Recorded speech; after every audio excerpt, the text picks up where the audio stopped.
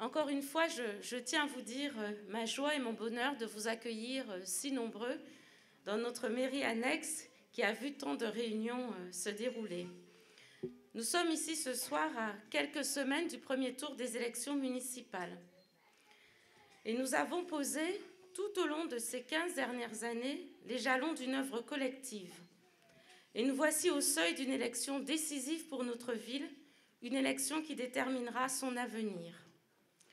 Je suis aujourd'hui devant vous candidate à la fonction de maire, car nous avons partagé ensemble plusieurs constats. Celui que notre projet de ville est désormais à la dérive. Nous ne le comprenons plus. Nous avons partagé le constat d'un exécutif qui vit en autarcie et qui a oublié les habitants. Et puis tout au long de ces années, des dizaines et dizaines de rencontres que nous avons pu avoir ensemble, nous avons tous exprimé notre attachement profond à Vaux-en-Velin, une ville unique, géographiquement, sociologiquement, historiquement. Nos atouts sont considérables, mais nos potentialités sont négligées. Comme vous, Vaux-en-Velin, je l'ai choisi. Je suis née à Creil, en Picardie, c'est pas tout à fait à côté d'ici. Et j'y ai vécu jusqu'à mes 5 ans, jusqu'à ce que mes parents rentrent en Guadeloupe. Et j'y ai grandi, 12 ans, jusqu'à ce que je vienne à Paris faire mes études. Pendant 10 années, elles ont été un peu longues. Et puis, arrivée ici il y a maintenant 17 ans, comme chargée de recherche à l'École nationale des travaux publics de l'État, je me suis enracinée et j'ai fait le choix de Vaux-en-Velin pour construire à la fois ma vie personnelle et ma vie professionnelle. Nous avons donc tous fait le choix de Vaux-en-Velin, mais il nous appartient désormais de prendre en main son destin. Nous avons été trop souvent un territoire d'expérimentation et nous avons décliné tous les sigles. Nous avons été une ZUP, nous sommes une ZUS, nous avons été en GPV, nous avons des ZFU, des ZEP, des REP. Et nous devons tous, et je ne les ai pas tous cités, nous devons tous, nous les habitants, désormais être le cœur du projet de Vaux-en-Velin, parce que nous avons tenu bon, même aux moments les plus difficiles de son histoire. Nous sommes depuis 6 ans maintenant, Muriel Le Cerf, Morad Agoun et moi-même, élus municipaux dans l'opposition, car nous ne partageons plus les projets de la majorité. Et puis Stéphane Gomez, notre conseiller général, a rappelé la difficulté de travailler avec une équipe sectaire. Ce projet de ville qui devait conduire à la mise en valeur de notre ville, au mieux vivre de ses habitants, s'est transformé en une course échevelée au bâti. Un projet ne peut pas consister à reconstruire inlassablement la ville en faisant table rase de son passé. Nous ne partageons plus le même projet de ville avec l'exécutif et nous avons vu la situation se dégrader car nous ne pilotons plus rien ici à Vaux-en-Velin. Et un mandat de plus serait un mandat de trop pour une équipe qui n'a plus de vision, dont le projet est dicté simplement par la loi du marché, la pression des promoteurs immobiliers, les chantiers du Grand Lyon en guise de développement urbain, et ce au travers d'une densification accélérée. La majorité a choisi la facilité, confiée aux opérateurs la construction de notre ville. Alors elle se vante, la majorité, nous en avons parlé, d'avoir des grands chantiers en cours. Je vous les recite pour le plaisir de les entendre et de les énumérer aussi. Nous avons le Sud avec la TAZ. Vous savez, tout ce périmètre autour du Carré de Soie, qui est un projet réussi dans sa première partie. Le Mas du Taureau, jamais commencé, annoncé depuis maintenant 20 ans. La Grapinière, dont une partie est aujourd'hui engagée, mais dont l'immensité n'a pas de projet précis. Et puis notre centre-ville, celui situé, l'espace, vous voyez tout l'espace de parking situé derrière la mairie. Mais que voit-on finalement? Des projets qui accumulent simplement les cubes en béton, sans espace de respiration, sans lieu de vie commune, sans les équipements sportifs et culturels, les écoles, les jardins, les commerces de proximité et les places. Et le centre-ville est emblématique de cette dérive. Pourtant, la réflexion avait bien commencé. Et à l'époque, nous la partagions. Jean-Jacques Herran l'a rappelé, la ville s'est abattue pour avoir un lycée. Nous avons mis au sein des bâtiments un jardin, celui de la paix et des libertés, que vous connaissez. Et puis, tout s'est arrêté. Nous n'avons toujours pas l'école du centre-ville qui était prévue. Nous n'avons pas engagé la rénovation des équipements du centre-ville qui était prévue. C'est-à-dire que désormais, le projet a été dévoyé, s'est transformé en construction de logements à côté d'un bâti. Alors nous avons vécu pendant 6 ans ces errements de la politique municipale, ces improvisations et ces divisions. J'ai eu l'occasion de le dire plusieurs fois, la majorité est en déliquescence, et puis j'ai vu s'épuiser les bonnes volontés, notamment avec notre tissu associatif et sportif. Vous êtes très nombreux aussi ce soir à être des responsables engagés. Et combien nombreux sont ceux qui sont venus nous rencontrer pour nous dire qu'ils étaient obligés d'engager des bras de fer avec la mairie pour avoir des réponses sur des sujets simples, des sujets de la vie quotidienne, parfois des besoins élémentaires des clubs sportifs ou des associations. Je crois que nous l'avons dit, la majorité ne travaille plus. Je suis souvent dans des réunions avec tous les partenaires, les autres villes. Et Vaux-en-Velin, notre ville, qui est quand même la 4e ville de l'agglomération, n'a pas d'avis, parce qu'elle dénonce toujours et encore sans proposer, parce que l'exécutif est à bout de souffle. Alors mon propos va paraître sévère sûrement à certains d'entre vous. Pourtant, vous êtes nombreux à me dire aussi, à m'avoir dit vos inquiétudes, parce que vous craignez l'affaiblissement de notre ville.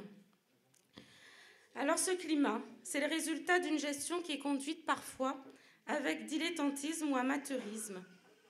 Nous avons été capables de perdre, notre ville a pu perdre 14 millions d'euros pour la reconstruction du Mas du Taureau qui avait été pourtant négocié parce que nous n'avons pas été capables de tenir les engagements. Le tramway, Stéphane en parlait, les tracts nous en annoncent 2 désormais. Les tracts, pour être précis, de l'exécutif nous annoncent 2 tramways. Or aujourd'hui, lorsque nous regardons les plans d'engagement, les engagements du syndicat des transports lyonnais, du Citral, rien n'est inscrit. Cela veut dire qu'au mieux, nous n'avons pas de tramway. Si nous ne nous secouons pas quelque peu, nous n'avons pas de tramway avant 2032. Donc comment peut-on faire des effets d'annonce? Comment peut-on être imprécis à ce point? Finalement, comment peut-on discréditer la parole publique en annonçant encore et encore, année après année, que nous aurons des réalisations, année après année, proposer des investissements toujours plus importants? Alors on dira, cette année, nous avons un programme d'investissement de 20 millions, l'année d'après de 30 millions, celle qui suit 35 millions. Je crois qu'au dernier budget, nous devions être à 37 millions d'investissements annoncés, et donc finalement, nous ne réalisons péniblement que 10 ou 12 millions. Mais que pensent nos partenaires, tous ceux avec lesquels nous travaillons, la région, le département, l'État, le Grand Lyon, lorsqu'ils voient que nous ne savons pas respecter nos engagements? Et c'est nous qui en pâtissons. Je vous parle avec gravité, car la situation l'exige. Et puis je tiens à vous dire aussi, avec cette même gravité, que nous réorienterons complètement le projet de ville. Nous reviendrons sur un projet qui n'est fait qu'au travers d'un bâti enchaîné. Alors j'assume une responsabilité particulière, car je suis élue de Vaux-en-Velin depuis 2001. Toutes ces années, j'ai représenté les Vaudaises et les Vaudais au travers des différentes fonctions que vous m'avez confiées, au niveau de la ville, au niveau du département, maintenant au niveau national. Alors j'ai beaucoup appris, je n'avais pas la prétention de tout savoir dès le début, mais j'ai surtout pu mesurer, au travers de mes rencontres dans les autres villes, avec les autres équipes, combien l'excellence peut être atteinte lorsque des équipes municipales ont une vision claire du projet qu'elles portent. Alors nous avons à faire un choix qui va conditionner l'avenir de notre ville pour les 20 prochaines années. Et nous ne pouvons pas nous enfoncer dans le projet actuel qui nous conduit à reconstruire une ville dortoir et à retomber dans les erreurs ou les errements que nous avons connus. Nous n'avons pas vocation à rester dans les sigles. Nous n'avons pas vocation à reconstruire et reconstruire et reconstruire inlassablement la ville de Vaux-en-Velin. Alors moi, je vous propose une ville à vivre, une ville-parc, une ville où l'on respire, où l'on tirera parti de ce qui sont nos richesses, nos eaux, nos espaces verts. Je veux une ville à vivre, une ville dans laquelle les parents n'aient pas à se poser la question du lieu où scolariser leurs enfants, parce qu'il y aura à la fois les filières d'excellence et le parcours de soutien scolaire. Je veux une ville dans laquelle les parents n'aient pas ces déchirements à faire en se demandant où je mets les enfants à l'école. Je veux une ville à vivre, une ville dans laquelle les personnes en situation de précarité seront respectées parce qu'elles auront accès à leurs droits, tous leurs droits, sans avoir l'impression de réclamer une faveur, de réclamer un passe-droit. Je veux une ville à vivre, une ville dans laquelle nous n'instrumentaliserons pas les difficultés sociales et nous prônerons une solidarité qui émancipe, qui accompagne les plus fragiles d'entre nous. Je veux une ville à vivre, une ville dans laquelle les classes moyennes, mais les propriétaires aussi, seront considérés. Je veux une ville à vivre, une ville dans laquelle nous vivrons et dans laquelle nous ne cultiverons pas en permanence les particularités de chacun, où nous ne serons pas en train de s'adresser à chaque fois à des catégories en fonction des croyances, des catégories en fonction des histoires, des catégories en fonction des niveaux sociaux, des catégories en fonction des âges. Nous avons vocation, nous, à construire une ville où nous nous adressons tous à chacun et nous construisons une ville pour tous. Et pour cela, il nous faut des lieux de rencontre. Une ville dans laquelle les histoires et les niveaux sociaux se mêleront parce que nous aurons fait les équipements éducatifs, parce que nous aurons des équipements culturels, sportifs, parce que nous aurons une vie associative riche, parce que nous n'aurons pas peur d'être audacieux en permettant aux uns et aux autres de s'exprimer. Je veux une ville à vivre où nous ferons venir les architectes de renom international, parce que nous avons l'école d'architecture de Lyon en notre sein, où ceux qui décident le bâti pour les grandes villes aujourd'hui, ceux qui les dessinent pour les capitales, viendront aussi chez nous aider, porter les projets, parce qu'il n'y a pas de raison que nous n'ayons pas le meilleur à des prix abordables, le meilleur avec la qualité. Je veux une ville dans laquelle nous créerons les instances de concertation avec les habitants, car nous sommes les experts de notre propre vie. Nous serons écoutés, nous vous écouterons, nous vous respecterons, mais plus que ça. Nous vous demanderons de participer à l'élaboration d'un projet et d'une vision de la ville, pour que nous ne soyons pas des habitants simplement d'un quartier, bien sûr. Il y a l'histoire d'un quartier, nous nous sommes attachés, mais après nous sommes aussi tous vaudais, et il faut que nous nous sentions tous vaudais partout dans notre ville. Je veux une ville qui s'intéresse aussi aux questions de sécurité. Je ne peux pas entendre, comme j'entends de nos partenaires, que la sécurité ne serait pas une priorité de notre ville. Bien sûr que c'est une priorité de notre ville. Nous savons ce que cela donne quand il n'y a pas de sécurité. Nous savons ce que cela peut produire quand les gens ont peur, quand ils ont peur de descendre, quand ils ont peur de ceux qui les entourent. Donc c'est un sujet que nous devons traiter et que nous devons traiter sérieusement, sans effrayer, bien sûr. Je veux une ville qui n'accélère pas, qui permette d'accompagner les projets de tous les jeunes, mais qui ne laissera pas les anciens, les plus précaires isolés dans les foyers. Je veux une ville à vivre pour ces jeunes et ces moins jeunes qui ont besoin de nous, les élus, pour faire le lien sur les questions de formation, sur les questions d'emploi, sur les questions de lien avec le monde économique. Nous avons parmi les taux de chômage ici les plus élevés. Nous avons donc à bâtir un projet pour mettre en lien. Qu'est-ce qui manque le plus à nos jeunes, à nos moins jeunes dans notre ville? C'est d'avoir du réseau pour trouver du travail. C'est d'être en capacité d'être mis en lien. Alors nous avons, nous, puissance publique, un rôle à jouer là-dessus. Nous avons les emplois d'avenir, je les ai votés au niveau national, mais c'est bien pour qu'il y ait aussi des vaudais, pas que les vaudais, puisque j'ai voté pour toute la France, mais des vaudais qui en bénéficient. Et puis je veux une ville qui soit respectée par les partenaires extérieurs avec lesquels nous sommes en train de construire les projets. Alors vous voyez, mes chers amis, même si notre pays, notre Europe, connaissent une grave crise économique, même si cette année 2013 a engendré pour tout le monde, pour nous tous, y compris pour la députée que je suis, pour les députés que nous sommes, des crispations, des déceptions, même si nous n'avons pas encore tout réussi, même si dans nos rencontres, j'ai entendu beaucoup de doutes, parfois des frayeurs, même s'il y a une restructuration urbaine importante dans notre ville, nous avons la possibilité, la capacité de réorienter ce projet. Et nous nous engagerons à retrouver des marges financières pour le porter. Parce qu'il ne s'agit pas simplement que je vous dise ce que nous souhaitons faire, comment nous voyons la ville. Il faut aussi que je vous dise quels sont les moyens que nous aurons. Et nous aurons l'occasion d'en débattre tout au long des semaines qui viennent.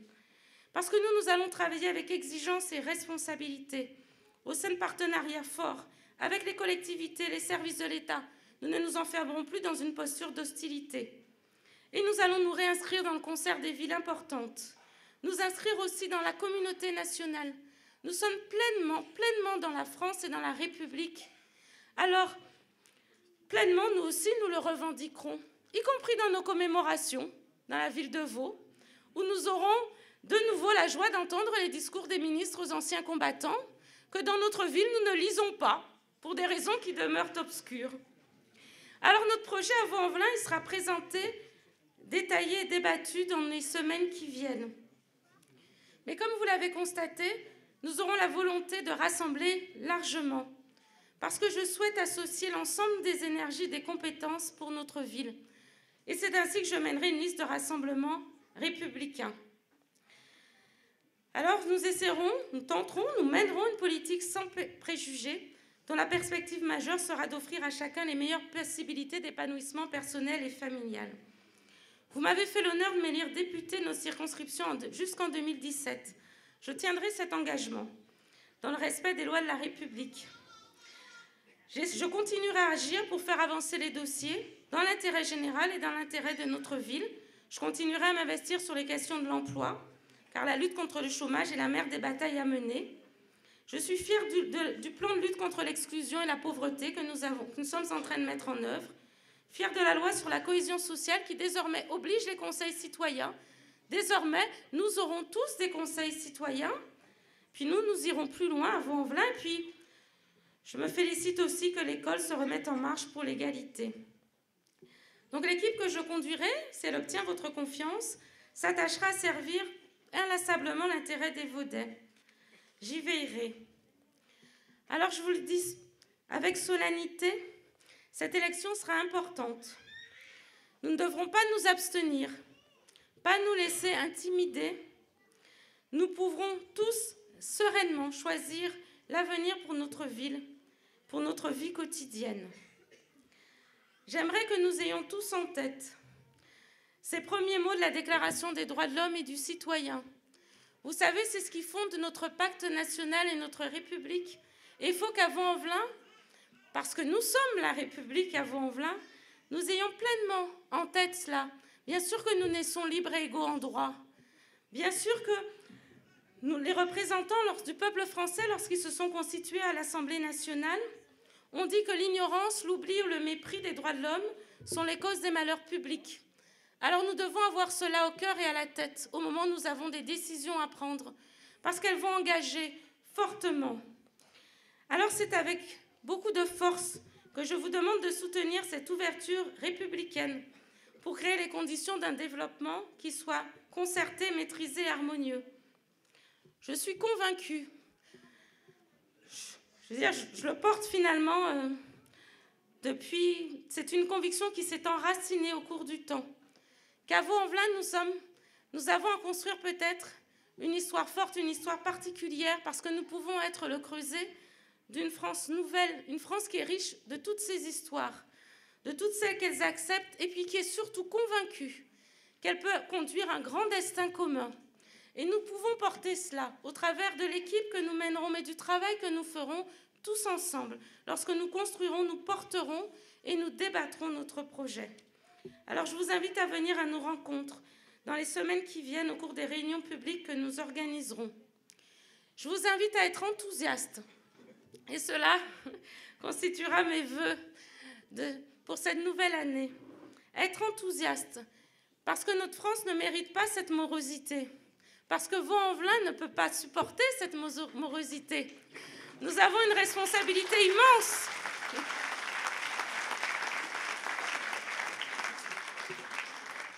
Et j'aimerais que chacun parte d'ici en étant convaincu. Nous avons une responsabilité immense pour nous et pour nos enfants.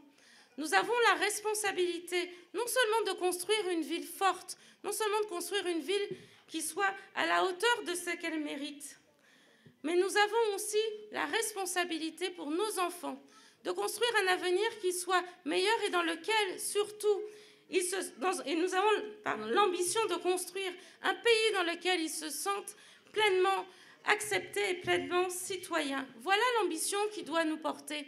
Alors lorsque nous réfléchirons et nous repartirons les uns les autres chez nous ce soir, je vous exhorte à vous engager, à venir travailler avec nous et à ne pas vous dire finalement les élections, les élus, ça ne change rien. Parce que je pense qu'au fil des expressions que nous avons eues, nous avons pu vous convaincre que la vie quotidienne peut changer, que notre destin peut être transformé si oui, nous travaillons ensemble et si nous portons un projet pour la ville de Vanvelin. Alors moi, je vous souhaite une très belle année 2014, une année personnelle, exceptionnelle, d'épanouissement pour vous et pour vos proches.